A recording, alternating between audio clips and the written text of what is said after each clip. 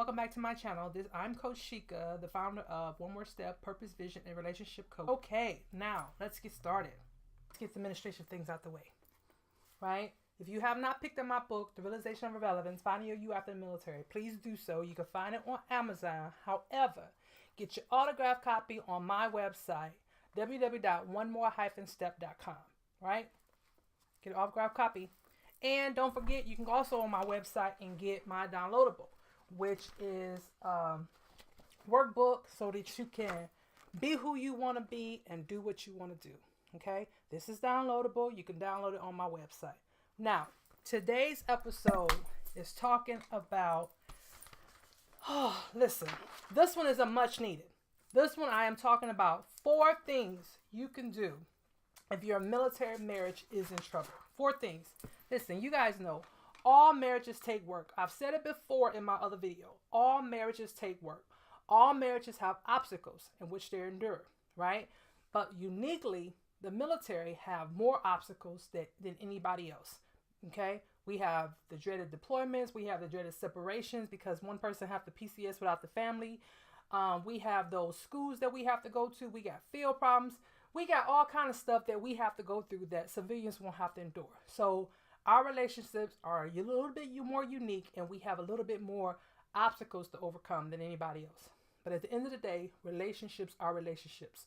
So whether you are in the military or not, here are 4 things that you can do if your marriage is in trouble. First thing first, find out why your relationship is in trouble. Why? You may think you know because it may be a surface issue, but when you dig down inside of it, you'll realize it's more to it than what you think it is. It could simply be where you think that, well, he doesn't respect me, or she doesn't respect me, or she doesn't value me as the husband of this relationship, or she wants to wear the pants in the family, or he's not being active with the kids, right? You guys think it's something as simple as that, but listen, it's not. It's piles and piles and piles and piles of things, and then it comes down and blows up in that one instance. He doesn't respect me, or she doesn't respect me. How did you guys get to that point where you feel like your spouse doesn't respect you? What happened? At what point did your relationship change? These are some things that you have to find out. There's no need for as soon as an obstacle to come for you to race down to the damn divorce lawyer and find out who gets what and how do you get half and I need my child support and my BHA and all that kind of stuff. Listen, figure out what's going on in your relationship. Go back to the basics, okay? If for whatever reason you cannot find out for yourselves why your relationship is in trouble, then you go to my second part. Find yourself a counselor or a coach. You can hire me. That's what I do. I am a life coach. Relationships. Find out why your relationship is in trouble. If you can't do it yourself, get someone else out. You'll be amazed of the results you'll have. Having someone to be your coach or your counselor or your marriage coach is not a sign of weakness, because you guys are talking. None of you guys are listening to each other. So you need somebody to sit there and say, okay, your turn to talk. All right. Your turn to talk. All right. What did you hear your spouse say? What did you hear your mate say? So that then you guys can have somebody that's kind of mediate between the two of you, okay, and make you see things the way that your spouse don't see things. Because when you're going at each other in each other's ear, half the time you're not listening because you're thinking about what you're going to say next to either defend yourself or deflate a situation off of you. Okay, so you don't hear each other. You don't hear what your spouse said in that sentence or in that moment because you're thinking about your response because you have poor communication skills. So if this is you and you know this is you and you know your marriage is not where it needs to be, then go get somebody else, all right, to be a part of this so you guys can come to an understanding and work something out and possibly save your marriage. Now, I talked about communication just a minute ago. Communication is your third thing. You guys have to communicate. Communicate. You'll be amazed of what will happen if you guys just talk about what's going on. Now, I know half of the time men don't want to talk.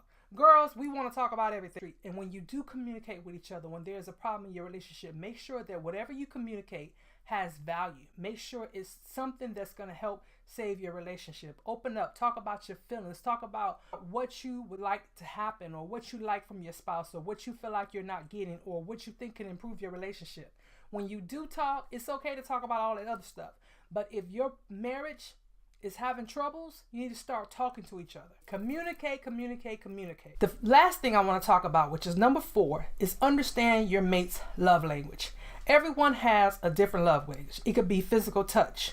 This love language means that that person feels love from you when you're touching over them, caressing their cheeks, kissing over their faces, massaging them, doing whatever. Physical touch. Some people are physical touch people, all right?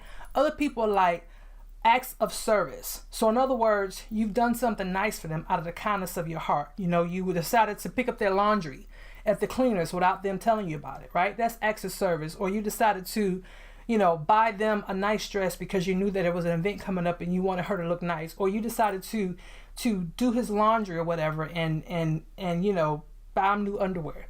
Some people like acts of service, things that you do for them just because, okay?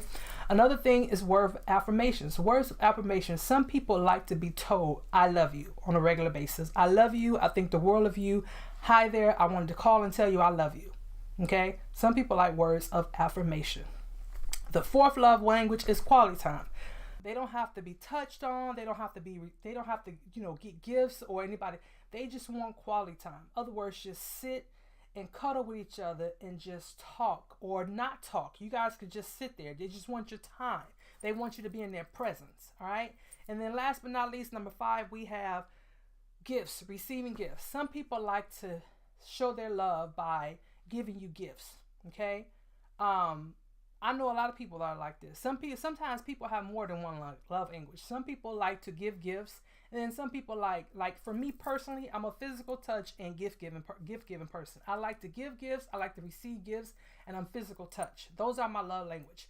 And what I mean by the gifts, it doesn't have anything extravagant. It could be something small, like, you know, you was at the store and you saw one of those $1 roses that sit on the counter while you cashing out. You picked it up and bought it home, or a piece of chocolate candy bar. You know, hey, I was thinking about you. I know you like to eat these. Here's some chocolate. You know, it's just you thinking about me and you give me a little gift to let me know you were thinking about me. Those are some things that people like, all right? So the 4 things that I talked about, if your marriage is in trouble, is 1, make sure you find out why.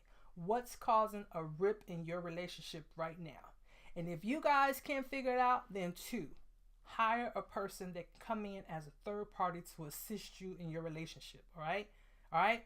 Number 3, when you do all this, you need to communicate. Communicate about something that's going to make a difference. Communicate your feelings. Communicate what you guys need to do differently. Communicate.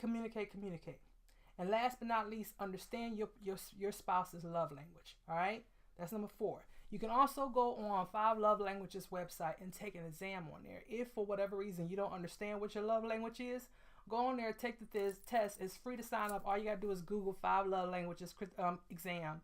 And it'll come up. And also you can do your 5 apologies. There's also on that site. Other words, how do your significant other apologize to you? Because some people won't just come out and say, hey, I'm sorry for this, I'm sorry for that. They do things a little different. They might just, you know, express gratitude, or they might just, you know, I don't know, genuinely repent. Instead of telling you, they might just repent with God. You know, who knows? But anyway, you can do the 5 languages on there, and you can do the 5 apology language. Okay, I'm your girl, Sheikah, Coach Sheikah. Thank you so much for tuning in, and I'll talk to you in the next episode. Bye.